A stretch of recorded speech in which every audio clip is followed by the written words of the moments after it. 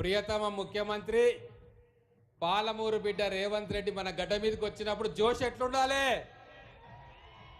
కనబడతలేదు జోష్, ఇంకా జోష్ నింపుకోవాలి. ఈరోజు పండుగ, వ్యవసాయానికి పండుగ, రైతన్నలకు పండుగ. మొత్తం తెలంగాణలోని రైతులు పండుగ చేసుకుంటుంటే కేవలం ఒక కుటుంబం కళ్ళల్లో నిప్పులు పోసుకుంటున్నారు. కడుపులో ఇకారం అవుతుంది, మంటలు, కడుపులో మంటలు కనబడతా ఉన్నాయి. అయ్యా కల్వకుంట్ల కుటుంబ సభ్యులారా, ఈ వేదిక నుంచి, పాలమూరు గడ్డ నుంచి కేసీఆర్ గారిని గెలిపించి ఎన్నో ఆశలు పెట్టుకుంటే తెలంగాణ వచ్చిన తర్వాత ముఖ్యమంత్రి అయి మాకు మొండి చేయి చూపించిన ఓ కల్వకుంట్ల కేసీఆర్ ఈరోజు మా పాలమూరు బిడ్డలు, మా పాలమూరు రైతన్నలు పండుగ చేసుకుంటున్నారు. చూసి కళ్ళల్లో నిప్పులు పోసుకో, పర్వాలేదు. భారతదేశ చరిత్రలో 54,000 కోట్లు ఒక్క సంవత్సరంలో రైతులకు ఇచ్చిన ఘనత కేవలం మన పాలమూరు బిడ్డ రేవంత్ రెడ్డి కాంగ్రెస్ ప్రభుత్వానికి మాత్రమే.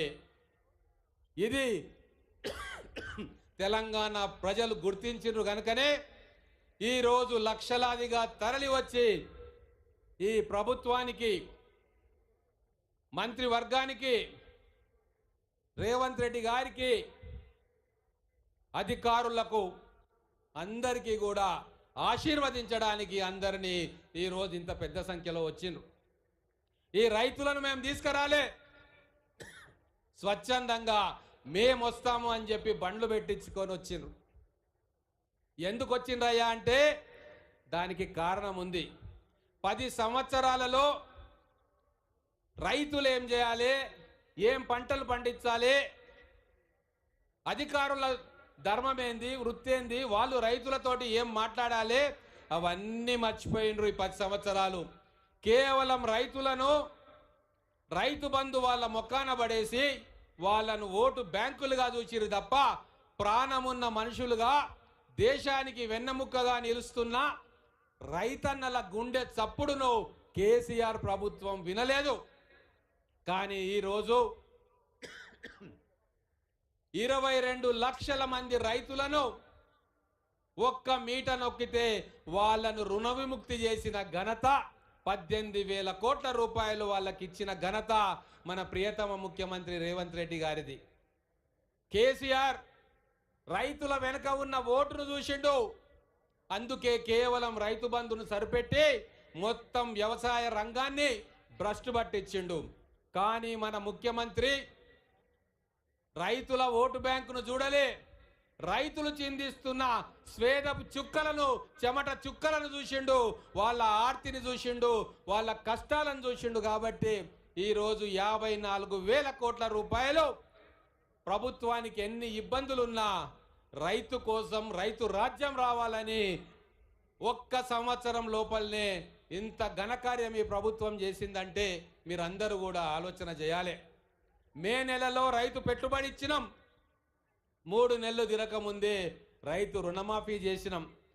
భారతదేశ చరిత్రలో ఒక్క ఫైనాన్షియల్ ఇయర్లో ఇంత పెద్ద ఎత్తున రైతాంగానికి మేలు చేసిన ప్రభుత్వం ఏదైనా ఉందంటే అది మా ప్రభుత్వం, మా కాంగ్రెస్ ప్రభుత్వం, మా రేవంత్ రెడ్డి గారు, మా తుమ్మల నాగేశ్వరరావు గారు, మా మంత్రివర్గ మంత్రులందరూ కలిసి తీసుకున్న నిర్ణయం.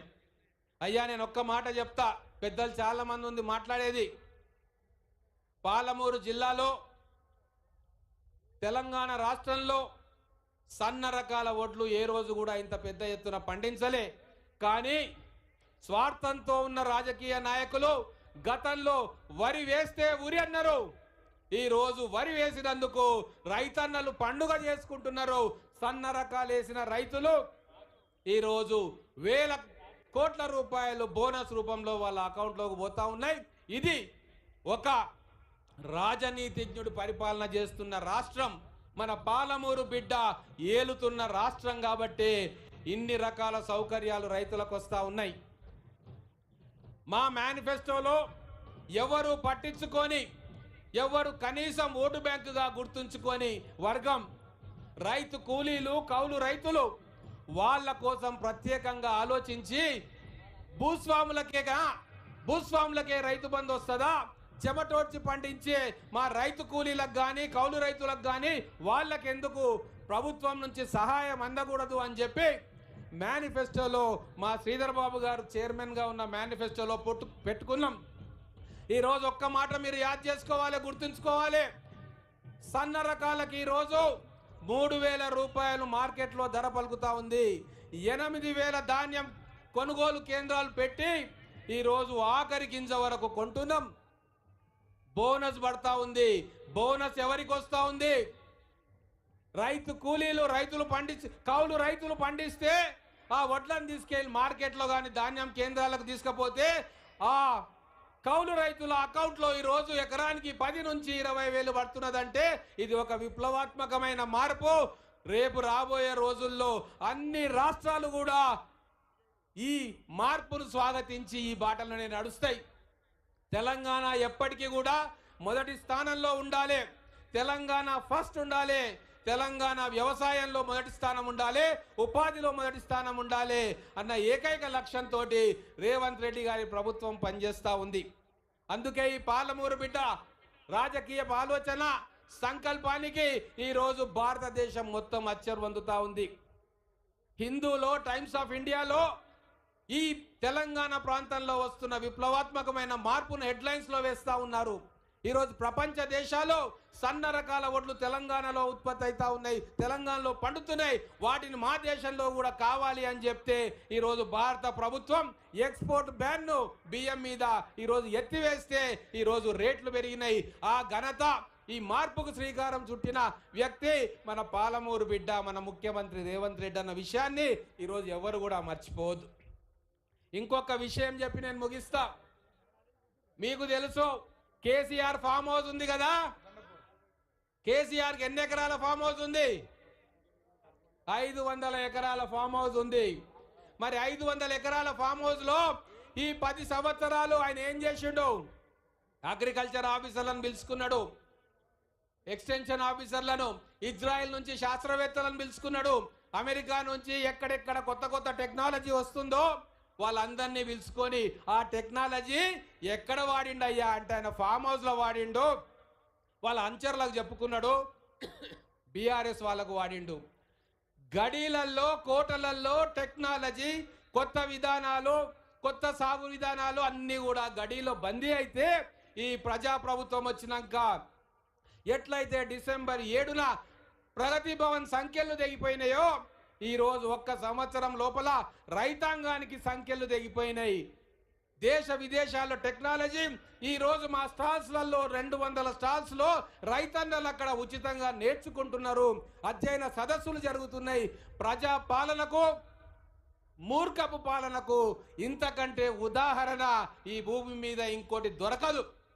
అందుకే సోదరులారా, ఇది ట్రైలర్ మాత్రమే. ఈ సంవత్సరం రాబోయే 4 సంవత్సరాలలో వ్యవసాయం పండుగ కాదు, వ్యవసాయం ఒక మహా ఉత్సవం లాగా జరిపించే కార్యక్రమం మా రైతన్నలను నిటారుగా నిలబెట్టి భారతదేశం గర్వించదగ్గ రైతులుగా తయారు చేసే యంత్రాంగం, సంకల్పం, కార్యదక్షత ఈ తెలంగాణ రాష్ట్రానికి ఉందని తెలియజేస్తూ